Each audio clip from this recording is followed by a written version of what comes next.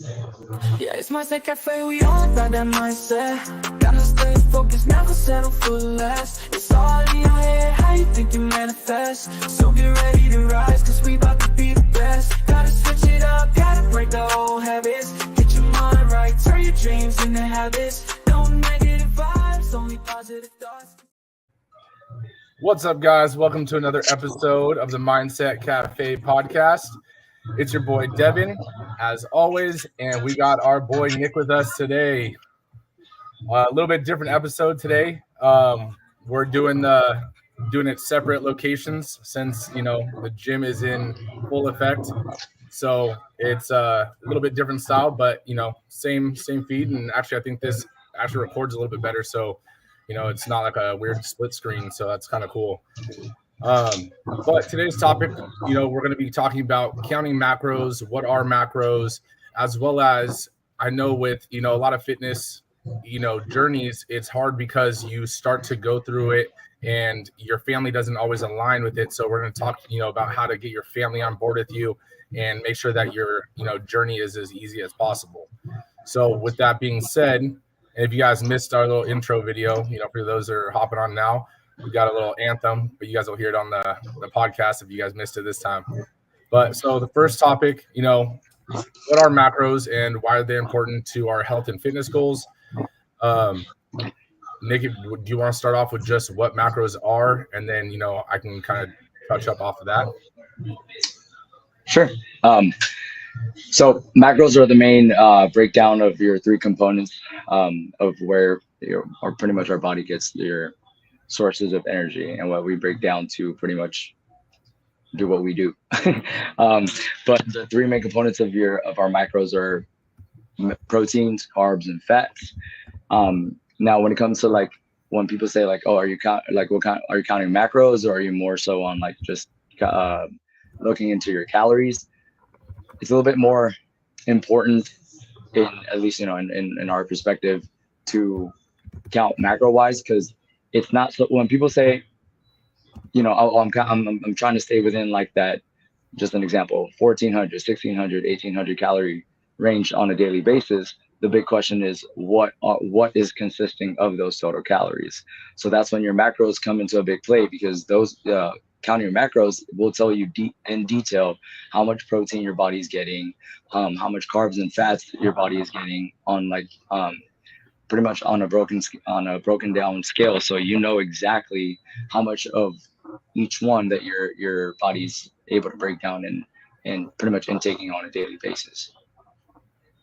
No, yeah, definitely. So I mean, I think the important thing that people get confused with macros and with calories is that they start to be like, yeah, I'm counting my calories, right? And when they're talking about counting their calories, it's like, okay, that's awesome. You're doing the first step, but macros are what make up the calories, right? So 1 gram of protein is 4 calories. 1 gram of carbs is 4 calories. 1 gram of fat is 4 calories, or 9 calories. Sorry. And with that, it's like, okay, so when you're eating, let's say 2,000 calories, it's like, okay, but of what, right? Like, what is that? 2,000 calories consist of, right? That's like saying I work out. It's like, okay, well, shit, what do you do for your workouts? Do you lift, bro? Do you do Zumba? They're all different, right? So that's basically the difference between counting calories and counting macros, right? It's going into depth of what are the ingredients in your actual nutrition versus just, the generic overview of what you're currently doing. Now, the importance of that is like I said, it's the ingredients, right? So it's the fuel for your journey.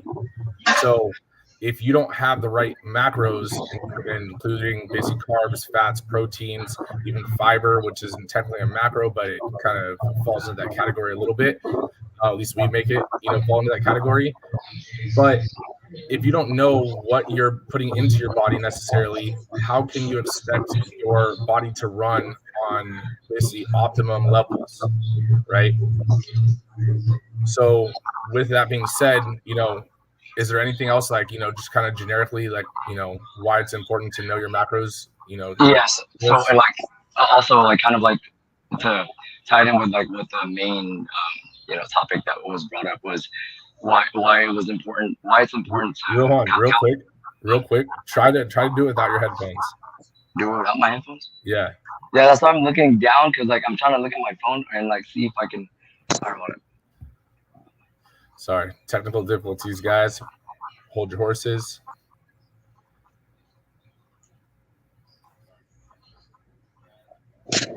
Austin says best way to start learning how to do this and what's the best for your. We'll definitely get into that. Austin, we're gonna touch into how to start learning about your macros and what's the best for your you and how to figure that out, and a few different ways to figure that stuff out. We're gonna definitely touch into that today. So definitely stay tuned, Austin. Like we're definitely gonna hop into that for sure. You hear me now? Oh yeah, much better. That's better. All right, cool. So what were you saying? Oh, my bad. Oh shit. Oops. You're good. Wait, hold on. How do I go back? Tell Nicole that you'll call her later. No, it was on the gym phone. Anyway, so going off of like what you had, like and what I wanted to kind of tie in as well was in regards to like what the main topic was, what the main question of the topic was, which was why it's important, aside from how to count your macros based on your fitness goals, as to why it's important. Because if you don't know specifically what macros you're having, it's going to be hard for you to gauge and make that proper progress towards pretty much your goal. So if what I mean by that is, what is your current goal? Are you trying to cut? Are you trying to lose some weight? Are you trying to build some muscle? Are you trying to lean bulk a little bit? And when we're trying to like work towards those goals, it's going to be way harder if you don't know specifically what your macro breakdown is of what, like Devin said, what those total calories what makes up those total calories.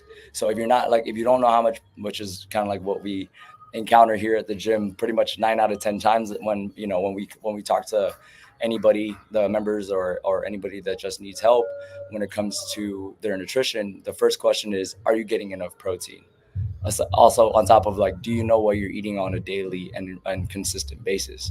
Because if it goes for both as well. Like if you're trying to cut and burn body fat and build muscle, your protein is like the most important thing for us to concentrate on. Because if you're not getting enough, you're going to be, as you're in a deficit or as you're doing your nutritional program, you're going to start to lose muscle. Your body's going to start eating away at it instead of you holding on and building onto it.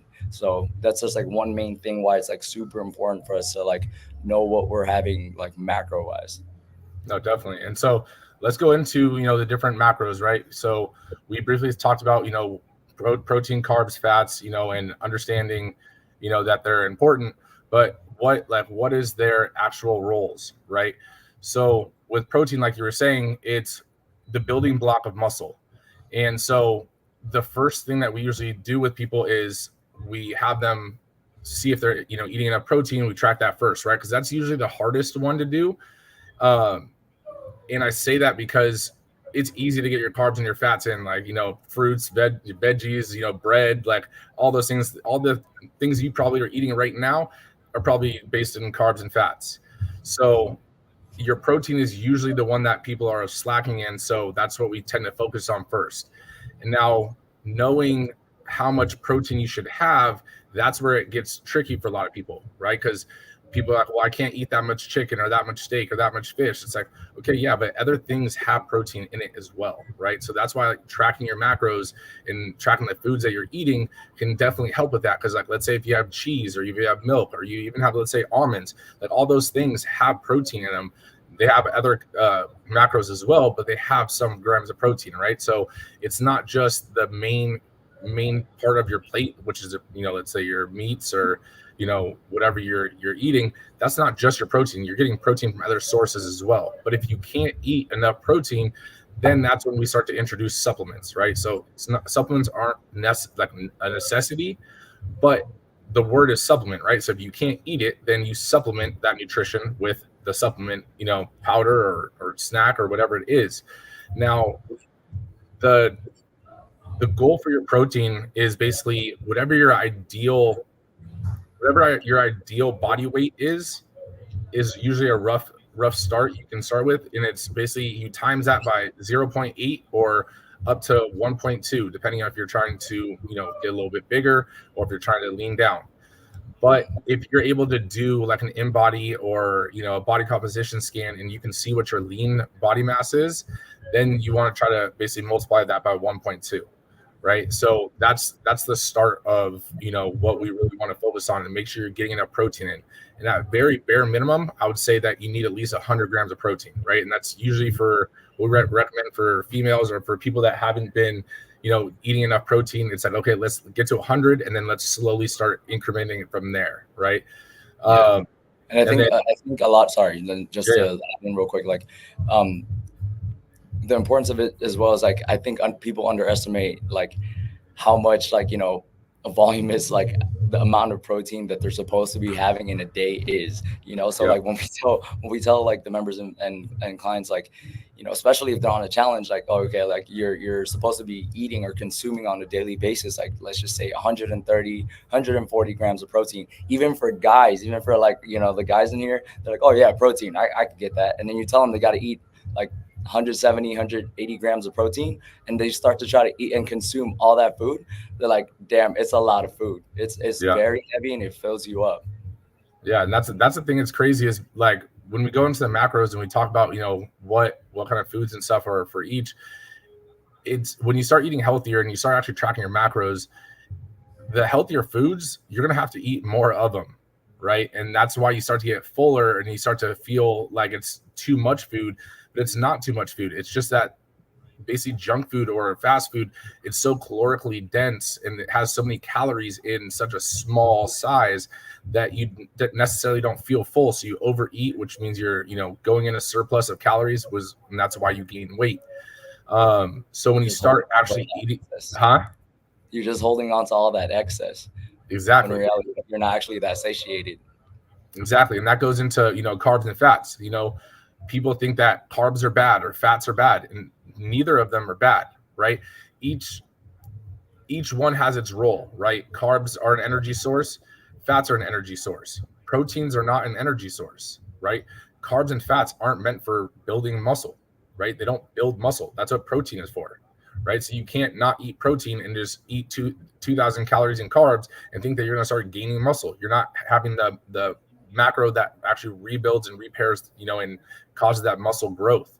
So with your carbs and your fats, the misconception of, carbs are bad or fats are bad and, doing one or the other, they both have their role. Carbs are short-term energy sources and fats are long-term energy sources, right? So when you're eating a carb, so usually when someone's going to start working out for the first time, I tell them, we'll try to get a little bit of some carbs in before your first workout, have a banana, have an apple, 30 or 45 minutes before. And that's because that energy source is only going to last you 30 minutes to an hour, right? The first 20, 30 minutes it's going to be digesting. The next, 20, 30 minutes, it's going to be there for you to actually use as energy. And then for fats, it's basically anything after that. So usually when you start to hit the 30-minute mark and onward, that's when the fat molecules are actually being, utilized. And knowing that they both have their role, it's like you should try to have a balanced, diet and having a little bit of both. Now, there are the outliers that some people do react weirdly to carbs and some people will react differently to fats. So there are exceptions in that, right? So I'm not saying everyone has to have a balanced diet, but carbs and fats aren't bad, right? They are fuel. But you got to think, if you don't use that fuel, it stores as fat, right? Because fat stored on your body is basically stored there for energy later on. But if you're always eating in excess, then you're just adding to your storage. And, it's like, yo, bro, like winter is not going to be that rough. You're always in excess. Yeah. And that's why you are excess, So it's one of those things where you got to realize that you got to try to balance it out. Now, let's go into some before of like before you jump, my bad, dude. I just I was trying to find a good timing to like at least like also slip that in there as well, because before you move on, because it is something that comes up quite often, is that when people, or when a lot of people, the general public looks into it too much, they start to kind of overthink, but also like they'll ask questions like, oh, like I read here or somebody told me that I'm supposed to have only this amount of carbs or only this amount of fats and I can't go beyond that and this and that. When I just also do want to add that one important thing when it comes to, the macros, and especially with finding the right range for the carbs and fats distribution, is everybody's body is different. So kind of like what Devin said, like those variables that when like some people's bodies react differently to breaking down carbs and fats. It's because everybody's body is different. You know what I mean? So like you have to find the right balance and what is appropriate for you. Don't try to like tie in what works best for someone else into your nutrition plan, because you guys don't have the same body, and that comes with like so many different like variables and things that we're not taking into consideration, how our body breaks down the carbs and the fats and pretty much all the macronutrients as in comparison to someone else's. Right. And so, I mean, and going into that, so we'll start there first. Going into Austin's original question, of basically he asked, what's the best way to start learning on how to do this, and what's the best way for you personally, basically to find out for yourself, right? So again, if you can do a body composition scan, again, I stress it just because it is more in depth than just a scale. Now, if you can't, you can always just get your weight on a regular scale and do one of those handheld body fat tests. You can buy one on Amazon for like $20-$30. A lot of scales nowadays have, their body fat readings. The accuracy isn't going to be as accurate as a body composition scanner, but again, it'll at least give you a fair range. Now, with that being said, you should try to start off with a balanced diet, right? We'll go into, how you find that out in a second, but you want to try to start off with basically you find your protein, how much protein you should have, right? So if you're able to do the body fat test or a body composition scan, then you're going to find out what are your protein requirements between that 0.8 to 1.2 grams of protein per lean pound of body muscle mass or body mass.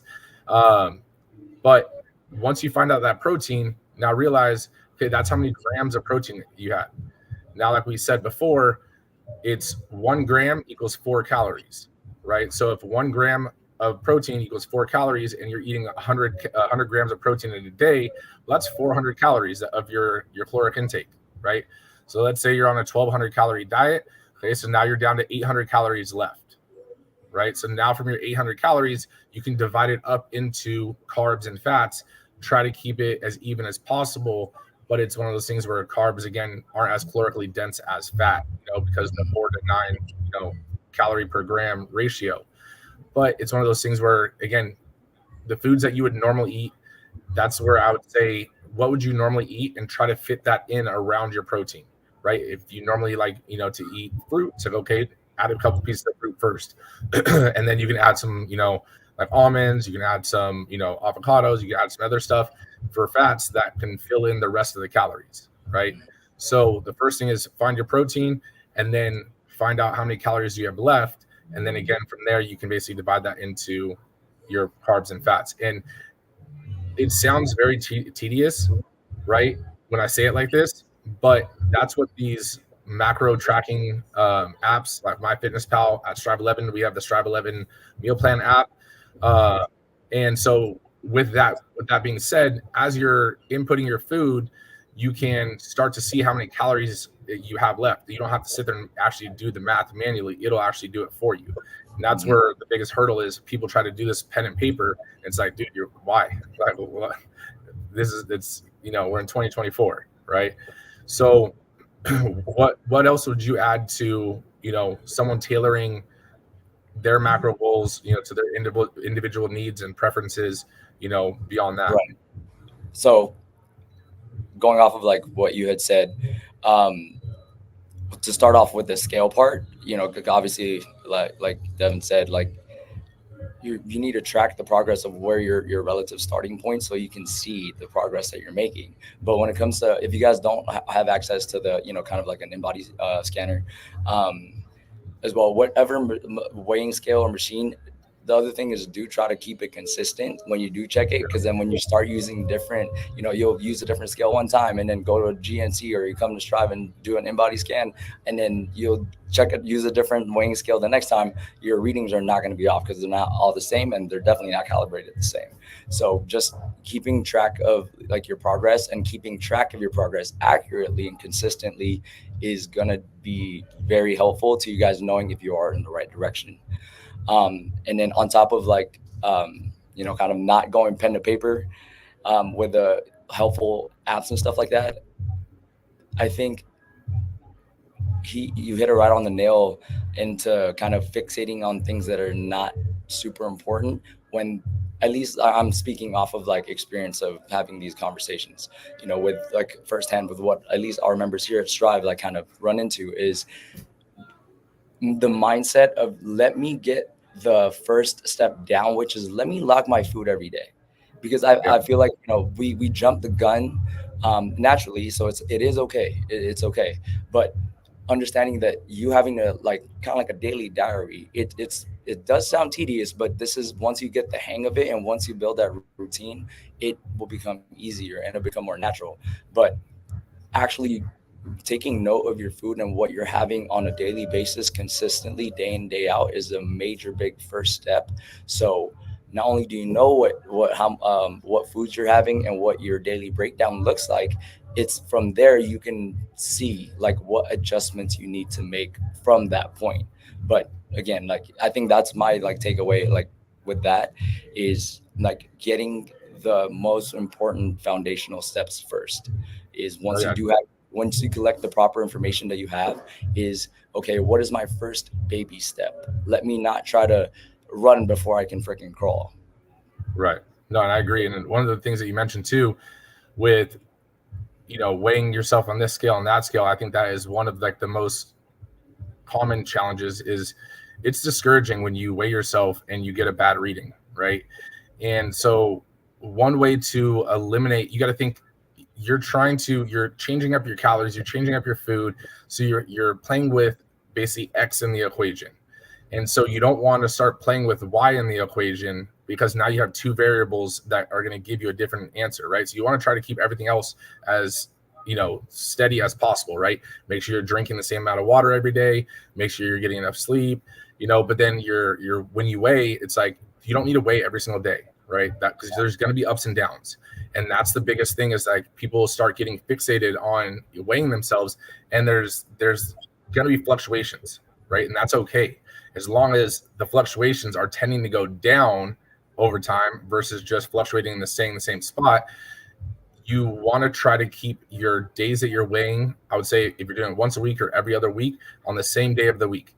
Do it at the same time of the day. The best reading you're going to get is basically in the morning after you go to the restroom, because now you have everything, all the fluids that you stored from the day before, any shit you have in yourself, you get it out, literally and figuratively. But that's the biggest thing, is you want to try to keep that Y basically in the variable constant, so that when you're changing your macros, what the result of you changing certain macros, right? Because if you start off with a balanced diet, that doesn't necessarily mean it's going to work for you, right? So before you start adjusting calories like crazy, I would say keep your protein the same, and then reduce the fats and increase the carbs to still meet your caloric goal. And then see, okay, is that working better for me? Do I feel better? Because that's the other thing, is like when you start dieting, you're not going to feel the best, right? So do I feel better? And then, or do I feel worse? Do I feel more bloated? And then if that doesn't feel good, flip it and bring your fats up and your carbs down, and maybe your body responds better to, fat, right? Instead of having those carbohydrates. So feel that out first.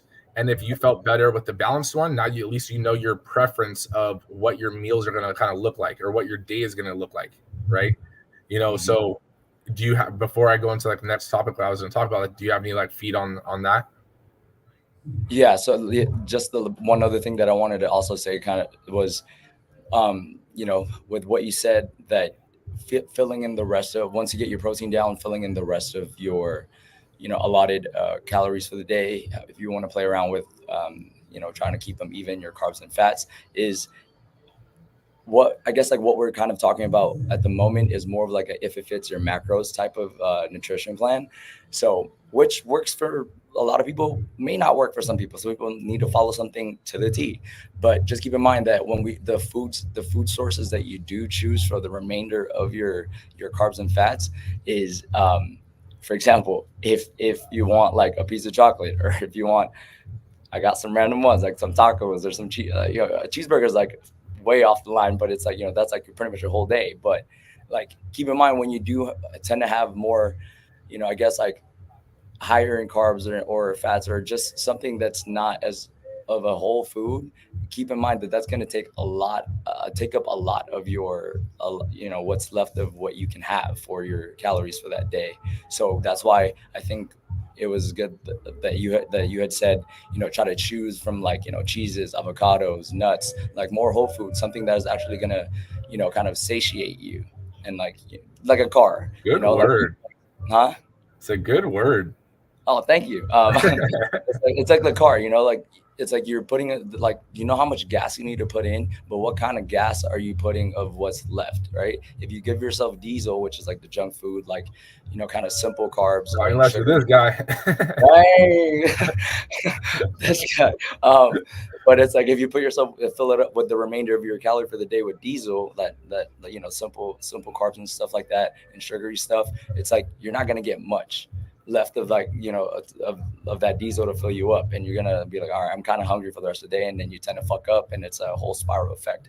Rather than if you actually make good choices, you put clean, that supreme gas, for that amount, it's like you feel better, like you perform better, your body digests better, and your output is so much better. No, definitely. And that's huge too, right? It's what you're putting in, that's what you're going to feel, right? So when you're putting cleaner foods in and you're tracking your macros, like, yeah, it sucks to do in the beginning until it starts to become a habit and just starts to become natural. But you got to think, if you're putting, 87 into a Ferrari or a Lambo, right? Like you're not going to get that sport performance. And you got to think like your body, I don't care who you are, like your body, you are a premium sports car, right?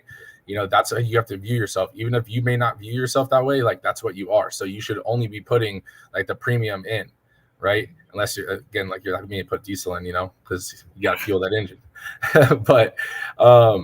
But with that being said, I think Geraldine actually made a huge point too. Like we were talking about, it's difficult to do this journey, right? Whether it's fitness, whether it's nutrition, and it can be discouraging doing the weigh-ins every day, like I was saying. And that's why I'd recommend at very maximum frequency, I would say do every week, weigh in. If not, what I usually recommend is every 2 weeks.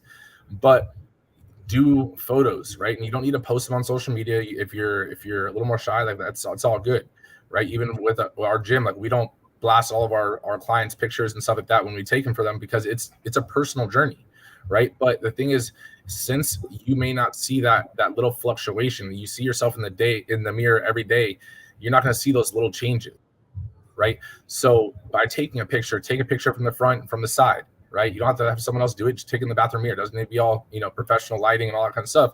Just do it for your own comparison. Then you can compare this week to last week, and then you compare this week to 2 weeks ago, this week to and you keep basically comparing it to the start, and then you can start to see those micro changes which are becoming macro changes, but you haven't noticed them because again you see yourself so frequently, right? Mm-hmm. So I think it's huge that you do take pictures and you do use that as your motivation, especially on the days that you're kind of going through that rut, right?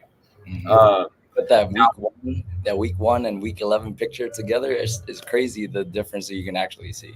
Oh, 100%, right? And if you guys do have issues or have, struggles with trying to find out what your macros are, you can message Nick or I on Instagram, and, we'd be more than happy to give you some guidance. We might ask you some questions in terms of like to find out the numbers that we need to give you the answer. But again, feel free to reach out to us as well if you're struggling. Now, one of the other things that I think people get, have a tough time with nutrition is there's so many of these nutritional fads out there, these nutritional diets, that you get overwhelmed with which one should I do. It's like, that's why I'm talking about just do a balanced diet first, right? If it fits your macros, start there. And then from there, you can, once you get a rhythm of that, then you can start to tailor. If you want to do a Mediterranean style, if you want to do, high protein, if you want to, whatever, like, keto style, whatever the case is, then you try from there. Intermittent fasting doesn't work better. It's not a magic, necessity or anything like that. It's literally, you're just cutting out calories, right? You stop eating here. You can only eat from this window to this window. All of a sudden you cut out 1,000 calories. Yeah, you're going to lose weight, right? But if you're starting to learn, like for me, like my last meal sometimes is like 10 o'clock at night, right? I know it's, some people will say, don't eat after, 8. It's like, no, that's shit. Like professional bodybuilders, professional bodybuilders wake up in the middle of the night to eat a meal and go right back to sleep, because your body is still repairing while you sleep, right? It's going to be a little bit leaner. You don't need a bunch of carbs and fats during those meals, because again, you're not going to be using it for energy. But again, it just depends on how you structure your day. So I think one of the biggest goals, or one of the biggest challenges people face, is trying to figure out what to eat on the fly, right?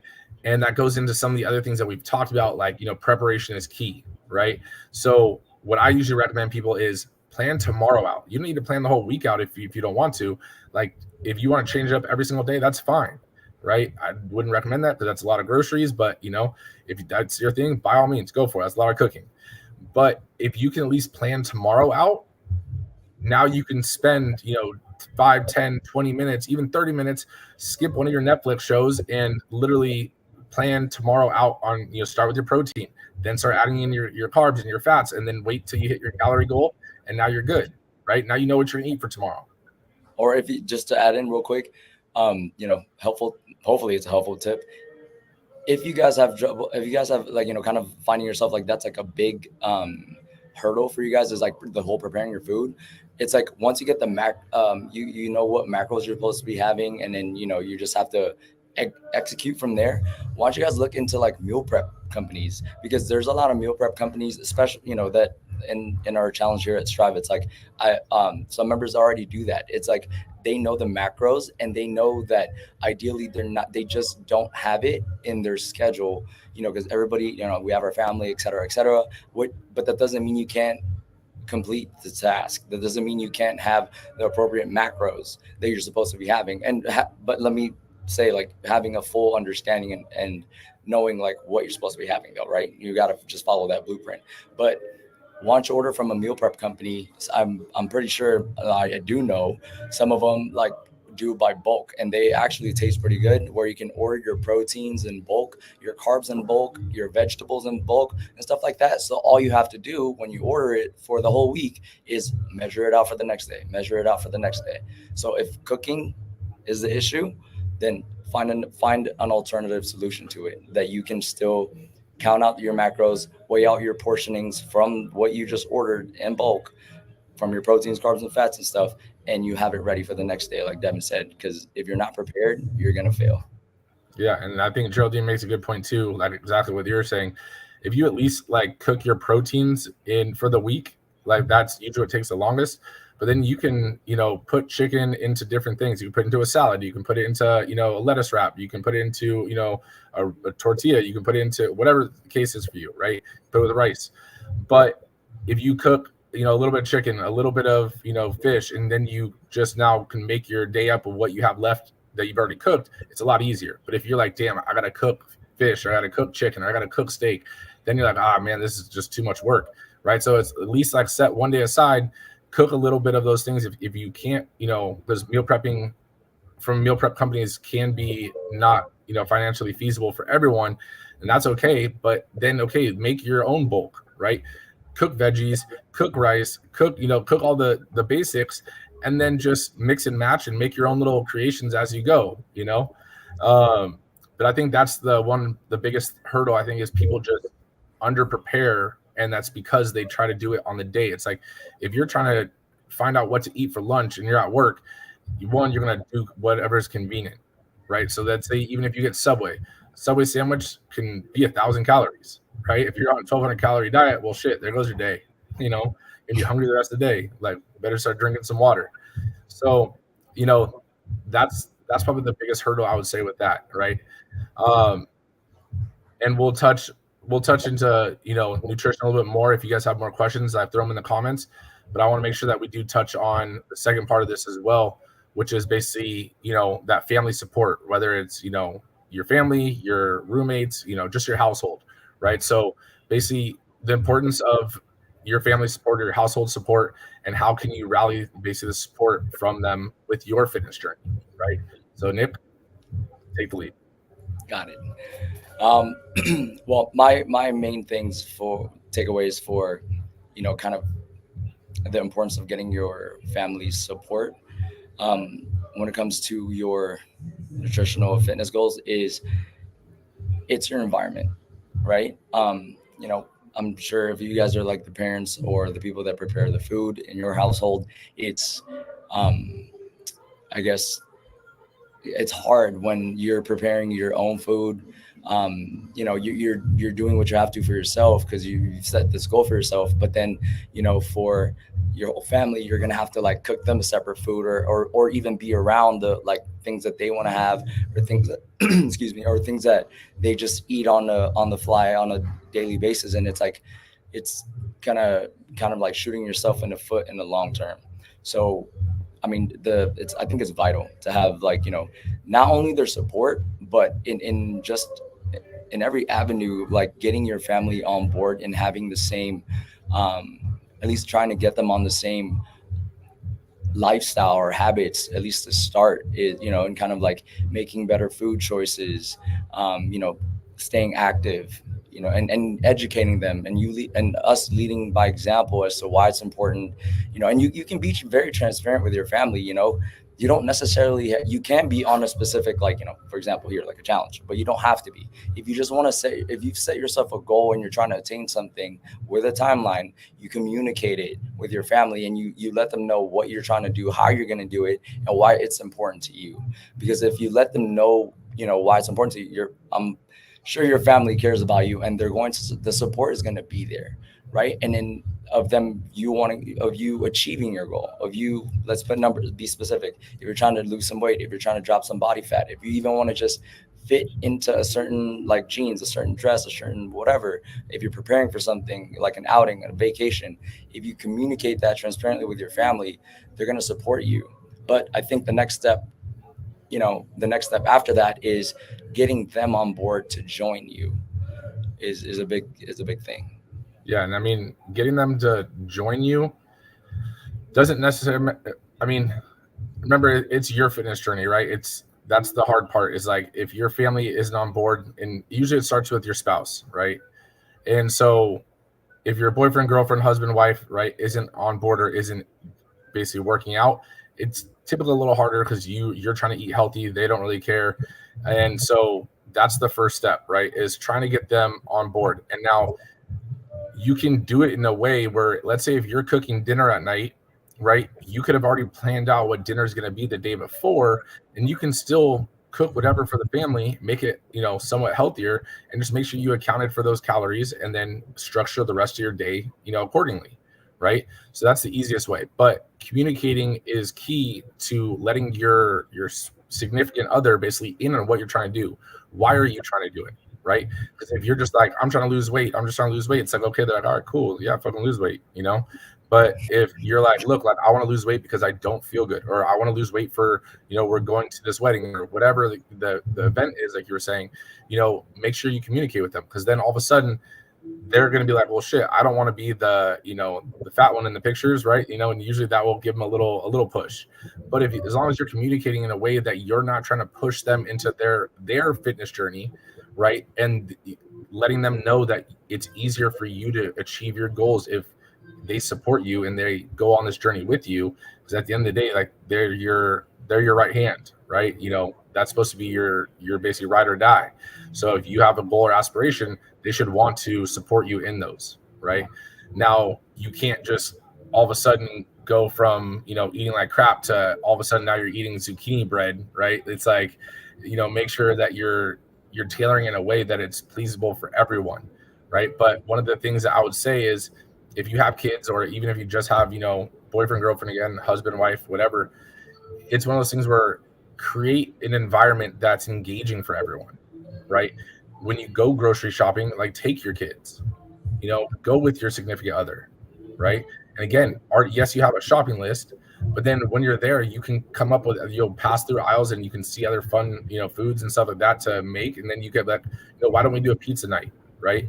And now when I say pizza night, everyone's like, oh shit, that's a cheat meal. It's like, no, why don't you do it with that cauliflower crust, Nick's favorite, and do a cauliflower crust and, light marinara sauce. So all of a sudden you plan out all these things and you can still have the same experience. You still have the same food. If they don't want to have your cauliflower crust, they can have a regular crust, right?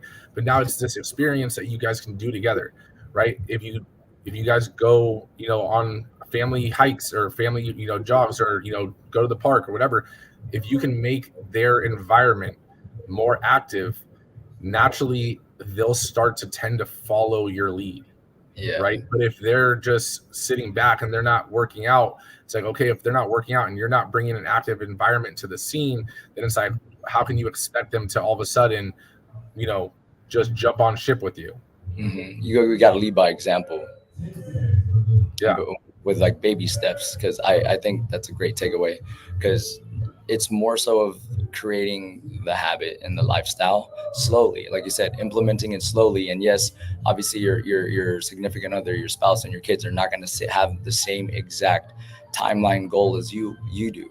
I'm sure, like at some point they will, and on their own, they're going to be inclined to do the same thing. But just, kind of doubling down on what you said, it's, once they see that we're doing it for ourselves. And most of the time when, like, especially with spouses, when they see their significant other start to get on that health kick, they'll kind of jump on board, like, wait, hold up, I can't get left behind. Hold up, can't be the only hot one here. And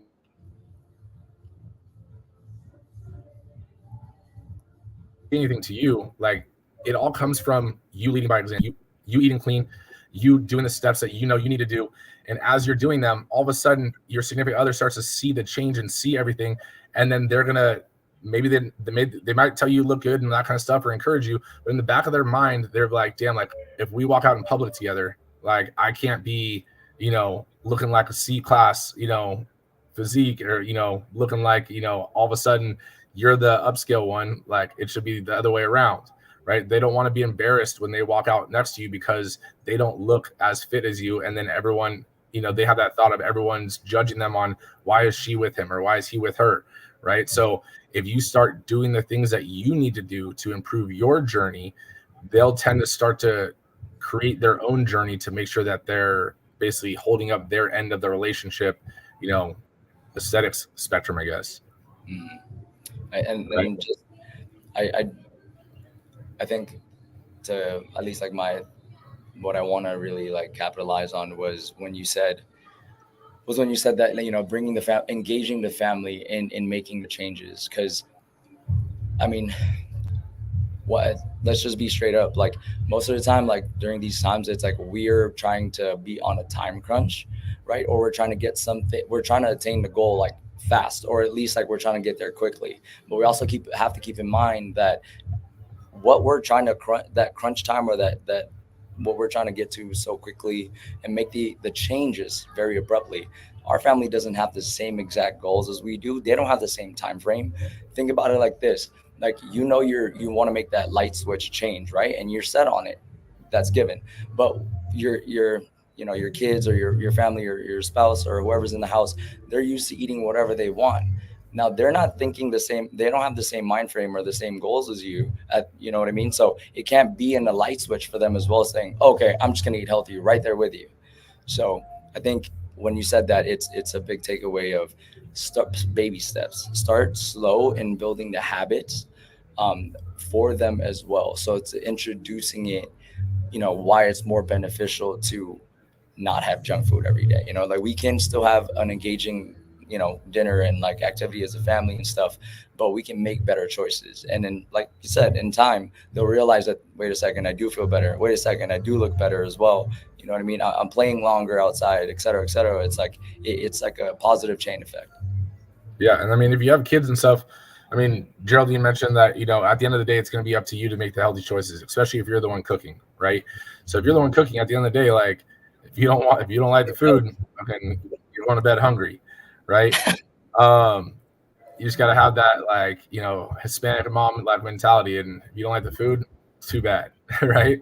But it's one of those things where I think what you said is really important. You make compromises, and over time, you know, it starts to blend, and then all of a sudden you make another compromise, and you basically edge them slowly towards where you want, right?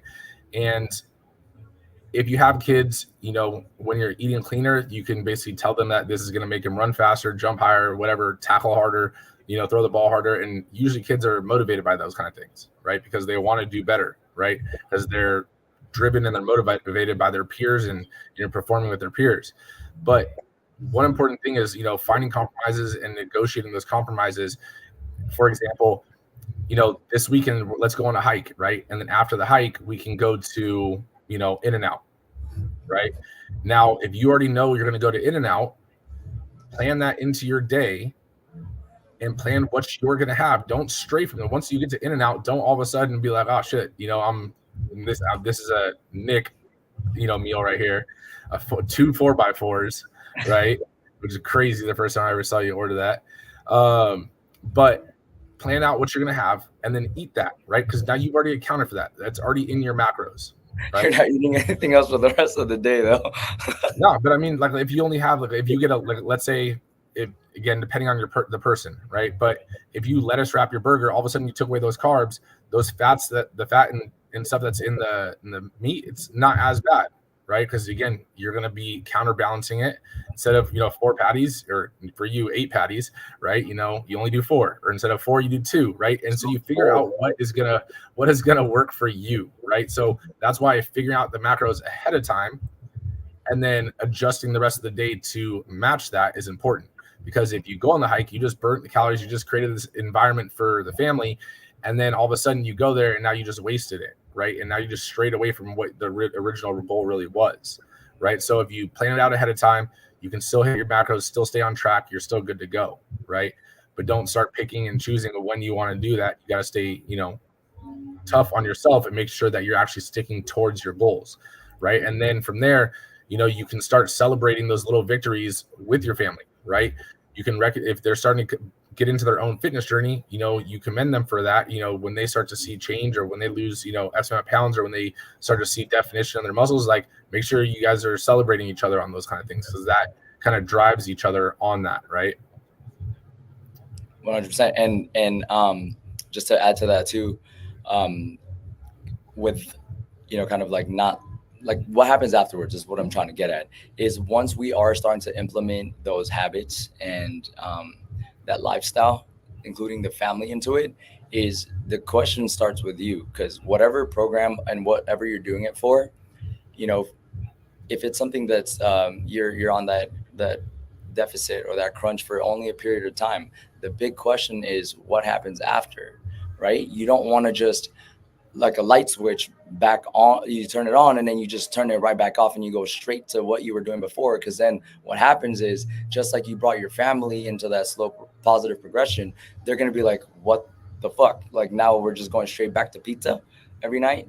Now it just kind of, it's a double negative, because then it's like, now they're thinking it's okay to do that hard crash and then do whatever you want again, hard crash and then do whatever you want again, which isn't the best, not the best lifestyle or habit to create, not only for yourself, but for everybody in the house.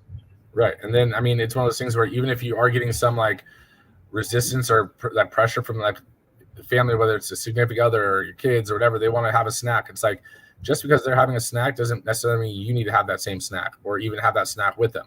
Right. Yeah. And when they start to see that you don't eat those things, naturally they stop pressuring you, because they already know, like, you just don't do that. That's not you. Right. You know, if they want to go here and eat these things, like, they already know that you're going to order, you know, a sandwich, or you're going to order a salad, or whatever the case is, while they splurge. And then all of a sudden they start to have more of a guilty conscience and start to follow suit over time. It won't be right away, but it'll be over time, because again, as you're improving, and especially your kids, like, you're leading the example for them, right? You're building a legacy for them. And that legacy doesn't, again, what I talked about in a previous episode, it's not necessarily just financial, right? It's the messages and the lessons that you've taught them. And so they see, if you went from basically body A to body B at the stage you are, now, all of a sudden you're this athletic, parent, or even your spouse, all of a sudden they're like, damn, like you really can do it, right? And it's one of those things where they know that they should be eating cleaner, right? They don't think that it's just okay to always eat fast food because you've taught them directly and indirectly on what they should be doing, right? So you're leaving that legacy with them. That legacy is basically their health, their wellness, their fitness, and they're able to basically translate that for their family in the future. Yeah. I was just like, before you got into that legacy portion, I was thinking in my head, I was like, yeah, because like when the kids having the snacks, which I just, G said that too. She's like, her kids will have snacks around her. That doesn't mean she's going to have them too. So, that's why I said it. Yeah. It's just like, have you seen those, have you been to the grocery store and have you seen the kids that like kind of give their parent like the candy or whatever they want? And then once they get to the checkout, either their parent will put it back or not get it. And when they hit the door, the kid like screams crying because it's like, fuck, I didn't get it. So that just reminded me of it. I was like, damn, that's. I mean, yeah, but I mean that usually happens like at the younger ages. That happens like at the younger ages, but then it's like, once the kids learn that, they can't have that, or, no is no, it tends to change. But also if you're basically always letting them have those kind of snacks and those junk foods and stuff like that, and then you tell them no, all of a sudden you're going to get that resistance, right? And that's where finding that compromise can come into play, where it's like, hey, you can have this after we go do this, after we go do a little run, or after we go walk outside, or we're going to go play catch. After you play catch, then you can have your candy bar or whatever, right? So then you build that compromise and create a little reward system around it, and then it's starts to become into they just want to play catch now, right? So I think that's huge. Before we like wrap up or anything, like, do you want to talk? Oh, we actually didn't even really touch on fiber, like the importance of fiber. Do you want to touch up on that? Because I know you eat a ton of fiber and you go to the bathroom a ton. Me? Sure. Well, kind of going back to what we had spoken about when it comes to like the macros, and I know that you had mentioned that fiber is one of the main components into what we should track with our daily intake. It's to put it simply, you don't get enough fiber, at least 25 grams of fiber a day, you won't be shitting. You're going to be intaking food and all, putting nutrients in your body, but you're not going to be taking out and like expelling all the stuff that's not being utilized or that's not being broken down. So that's why fiber is very important. You're think of it like you're clogged up pretty much. You know what I mean? So making sure that we get sufficient amount of actually, let me say this, especially when you start to implement the correct amount of protein, or when you increase your protein from your current intake, your stomach is going to be like, what the fuck? And you're going to find that if you're not getting at least 25 grams of fiber, you're going to be constipated. Your poop's going to be fucking rock hard, and it's probably going to hurt. That's because there's no fiber to like bristles on a toothbrush to help push the stuff that needs to get out, like through your intestine. Was that too graphic?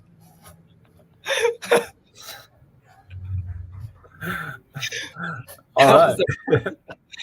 Analogy I can think of. So I mean, yes, I guess. But no, like, so yeah, the range, so 25 is like the ideal number, just because the range for fiber typically is between 20 to 30 grams. You can go more than that. I wouldn't recommend going much more than that. Again, it's basically it's a carb, but it counts as a negative carb. But we'll go on to that on a different episode. But then there's two kinds of fiber. You can get the fiber supplements, which is basically, like a powder version. It basically goes in your system real quick. It's almost like Drano, essentially, right? And so it basically helps everything smooth everything out. It's basically that just nice little coating on your intestines. And then there's insoluble fibers, which is basically can't be broken down into water, and it's going to be more of like your dark greens, your foods, that you eat that are fibrous, and that's going to act like what you're saying, like almost like if you're drain gets clogged and you got to use the snake, you're gonna snake out the rest of it. So it's my analogy, the bristles on. yeah, exactly, right. So, but both are good, right? If you're not eating enough fiber, then make sure that you're getting a fiber supplement to up your fiber a little bit. But again, you don't really know how much fiber you're eating unless you're tracking your macros, right? Because there's fiber in foods, so you may not even need a fiber supplement if you're already eating a bunch of like greens or chia seeds and other things that are fibrous, right? So first, track your macros, know what your protein are, and then basically adjust the rest accordingly. But you make sure that you adjust it the day before so that you know what you're going to go into the next day, and you're not trying to do stuff on the fly. Right. And lastly, like just real quick, like Devin said, if you guys do want a little bit more help and have any specific questions, if you need a little bit of guidance as well, when it comes to your macros and like pretty much any nutritional questions, feel free to message us, DM us, because I know we also didn't go too much into like the total daily expenditure and calculating your BMR, which leads into like your calories. Then you can see how much your macros would fall into, how much protein you get and all that stuff. So we'd be more than happy to help you guys break that down, do all your calculations. But you can also do those calculations online if you just Google like a BMR calculator and most of the nutrition apps have them. They're like when you set up your profile, like on a lot of them, like let's say you're not using ours, a lot of them do that already for you, right? We tend to do it for everyone, but our app does it a little bit differently. But when you just have a macro tracking thing, like it asks you how active you are and stuff like that. So we'll definitely do another podcast on basically your basal metabolic rate, your basically total daily expenditure, all those kind of things, how that tailors into nutrition. So I think that is important. But for today, I just want to kind of just get that basic foundation of having you just track your macros, right? Baby steps. Exactly. But with that being said, stay tuned for after we end right now, so you guys can listen to the little theme song if you guys missed it in the beginning. But like always, guys, we appreciate you. We love you guys' support, and make sure you guys share this with a friend. I'll be posting the episode. It'll go live tomorrow on all the podcast platforms. So if you missed it or you missed a portion of it, you can check it out there. Or again, you can check out the live recording YouTube or Instagram or Facebook as well. But with that being said, guys, we love y'all. We appreciate y'all, and see you on the next one. Later, guys. No negative vibes, only positive thoughts. Cause in the game of life, mindset causes stress. Got my mind on the prize, I can't be distracted. I stay on my grind, no time to be slack.